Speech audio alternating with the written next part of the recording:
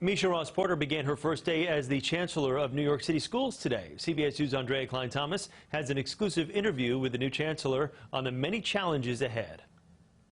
High schools about to reopen. Yes. Talk about what still needs to be done to kind of make that a successful effort.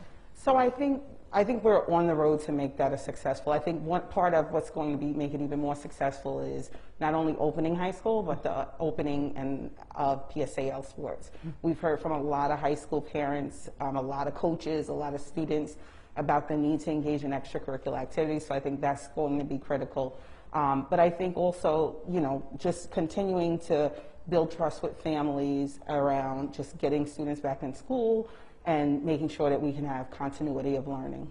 And talking about building trust, it feels like we've had these three buckets, the administration, then educators, and then families, and that there's a bit of a divide. How do you bridge that gap? I mean, I think I bridge that gap simply by being me. I'm a parent, I am an educator, and so I'm all of those things, and so I'm looking at the system from all of those various perspectives. This moment isn't about a divide. This moment is about a coming together and really wrapping ourselves around our school system and our children to do what's absolutely very best for them. And what I know, sitting in all of those seats at one time, is that we are all committed to the same thing, and that is to educating our young people, getting young people back into school, and building the school system that we all really want to see. And in doing so, though, the reality is that students are falling behind. It's been a difficult year for everybody. How do you make up this loss? Especially, we don't really talk enough about students with disabilities. Their IEPs are not fully being met. How do you address those issues? So we're going to, I think one of the things that we've learned from this pandemic and is how to leverage technology to develop individual learning plans for students that identify and address their learning gaps. But I think that so many students, have been disconnected from school, and so it's going to be about reconnecting the school, but also identifying specific learning gaps so that we can address them as a school system. And our teachers have been doing a phenomenal job of doing just that during this whole time. And so getting kids back to school, getting them back connected to their resources on a daily basis is going to be critically important to moving the system forward. When does that happen? I know you've talked about treating summer school as kind of the beginning, while the mayor has kind of really talked about fall. When does that happen, and what will that have to look like? Well, I think we're both talking about the same thing. We're both talking about the summer. We have to think about multiple groups of students and what they've experienced and what they need to build summer as a bridge back to opening in September. And so I don't think we're talking about two different things. I think we're talking about both of them together, and summer as a bridge to fall. There's been a lot of conversation around how do we really leverage summer to build off of what we want students to know and be able and ready to do to get back to school in September. So could that be having students kind of start early and having more kids in school, where summer school's not if you are getting a bad grade or have credits to make up? Sorry, more to come on summer school, but what I will say is this. Summer has to be about thinking about all of our kids across this system and what they need. And there are students who have had gaps across the spectrum. And so what do we need to reacclimate students back to school? What do we need to address learning gaps? What do we need to address social emotional needs? What do we need to do to address trauma? And so I see the summer as an opportunity to build a really strong enrichment program to bring our students back in. And so, I want to really leverage it as a jumping off point into September. And can you tell us what some of the things you're considering, though, as options? Well, I'll tell you, we're still in the planning, but one of the things that we're really thinking about deeply is how do we partner with communities around summer school, and how do we use what we've learned from our community schools program to really bridge a robust summer program. And so making kind of the school the central part in the community? Yeah. Okay. And I think school has always been that. School is that. I mean, I heard these beautiful young ladies today talk about Red Hook, their community, and what a tight-knit community it is, and part of it is about this school, being in this school every day. And so, this is a family of learners, of teachers, of leaders, and so how do we leverage that with the partnerships around us, from the community, from our community-based organizations, community partners. There's so many people invested in seeing our young people come out of this well, and come out of this more educated, and come out of this building on their academic skills that they already have. And I know everybody wants to talk about loss. I want to talk about what we're going to gain, what we're going to leverage, and how we're going to move our system forward, but most importantly, really center the needs of our students. Educators have God. Yes. They've done a whole lot. Mm-hmm. You know, and sometimes with a little bit, they're weary. Yeah. How do you take care of educators Yep. right now when the students have so many needs as well? Yep. Mm-hmm. We have to provide professional learning opportunities to our teachers. We also have to give them a minute. Right? We also have to be really inclusive of our teachers and our leaders in planning forward what the summer is going to look like and what the fall is going to look like. Everybody's weary. Our teachers are weary, our leaders are weary, but I also want to acknowledge our school safety agents have been here every day through the pandemic. Our cafeteria workers have been here every day since the pandemic started. You know, our custodians have worked 24 hours a day. Our crossing guards have been out there making sure. So there's so many people that are weary. They need to be honored, they need to be thanked, they need to be acknowledged for their work because they are so committed. That's why they're out there. Our teachers are working the way they are because they're so committed to our students. Are there going to be programs for mental health supports for them, kind of like how you're investing in the children? And you know, that's a priority of our First Lady, Thrive New York City. And so with our UFT partners and our CSA partners, there are definitely social emotional supports for the adults as well.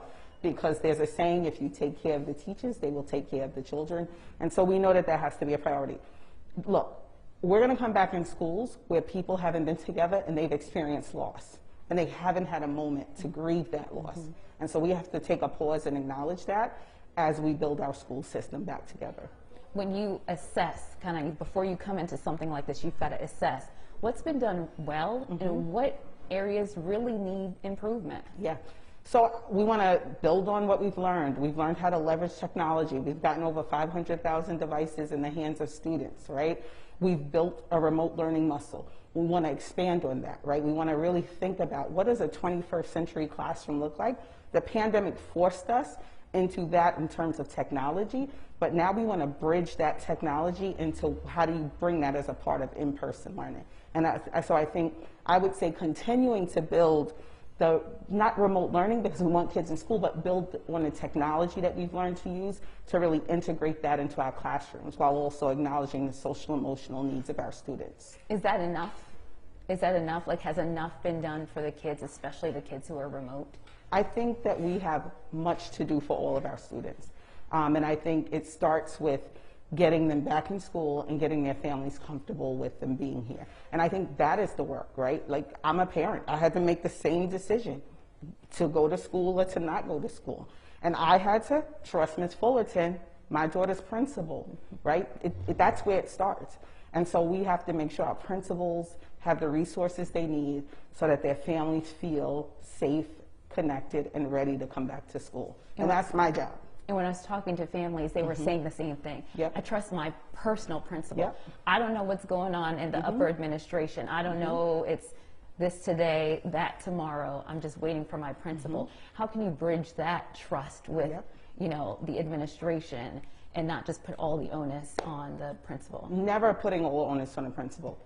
Our job at the central office is to work in service of schools and principals so that they have what they need to meet the needs of their students. Principals work in service of, you know, ensuring that their teachers have everything that they need to create amazing learning experiences like we saw today. And so that's our job. Never am I saying it is the principal's job. I'm saying very clearly it is my job, it's the job of the central office to ensure that we are giving principals the information they need. Communication has come up often to make sure that the resources that they need. We're excited about what we're about to, you know, the resources we're about to have through the federal government. And so it's our job to really make sure that those resources are in place and centered, and that principals feel listened to, heard, and acknowledged in terms of what they need to move our system forward. What's the big change parents will see?